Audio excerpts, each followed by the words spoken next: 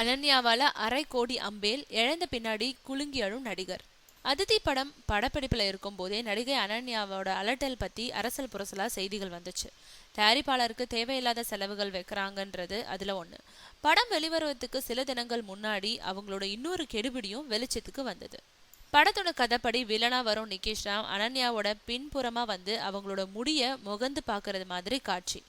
அதுல நடிக்க அனன்யா மறுத்தாங்க. நிகேஷ் ராம் புதுமுக நடிகர், அதுவும் வில்லன்னு அந்த காட்சியில நடிக்க ஒத்துழைப்பு தரல. கடைசியில இயக்குனர் சமாதானப்படுத்த நிகேஷ் ராமோட மூச்சு காத்து என் மேல படக்கூடாதுன்ற நிபந்தனையோட குறிப்பிட்ட காட்சியில நடிக்க முன் வந்தாங்க. இத்தனைக்கும் இந்த படத்தோட தயாரிப்பாளரே நிகேஷ் ராம் தான். அதிதி படம் எடுக்கப்படும் வர அனன்யா ஆஞ்சநேயலோட சென்னை பார்க் ஹோட்டல்ல தங்கி இருந்தாங்க.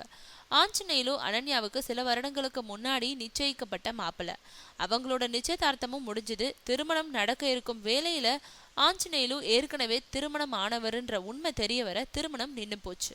அனன்யா ஆஞ்சநேயலுவை திருமணம் செய்ய மாட்டார்னு அனன்யாவோட தந்தை பேட்டி அளிச்சாரு. ஆனா வாழ்ந்தா ஆஞ்சநேயலோடு தான் பிடிவாதமா இருந்தாங்க அனன்யா. சென்னை வடபழனியில உள்ள நட்சத்திர ஹோட்டல்ல அனன்யாவுக்கு அறை ஒதுக்குனப்போ பத்திரிகையாளர்கள் என்னையும் ஆஞ்சநேயலையும் பார்த்துடுவாங்க, பார்க் ஹோட்டல் சாப்பாடு தான் எனக்கு பிடிக்கும்னு காஸ்ட்லியான பார்க் ஹோட்டல்ல அறை போட வச்சிருக்காங்க. இவங்க 2 பேரும் தயாரிப்பாளரோட கார்ல சொகுசு கார்ல வலம் வந்திருக்காங்க. பார்க் ஹோட்டல்ல ரொக்கமா வாங்கி அதையும் ஹோட்டல் பில்ல சேர்த்துதா நிகேஷ் ராம் இப்போ குற்றம் சாட்டியிருக்காரு. அனன்யாவோட ஆடம்பர செலவுகளுக்கு 50 லட்சம் ரூபாய் செலவு செஞ்சுதா இப்போ கவலைப்படுறாரு. மும்பையில இருந்தோ கேரளால இருந்தோ வரவழைக்கப்படும் நடிகைகள் பலரும் அனன்யாவை மாதிரி தான் இருக்காங்க.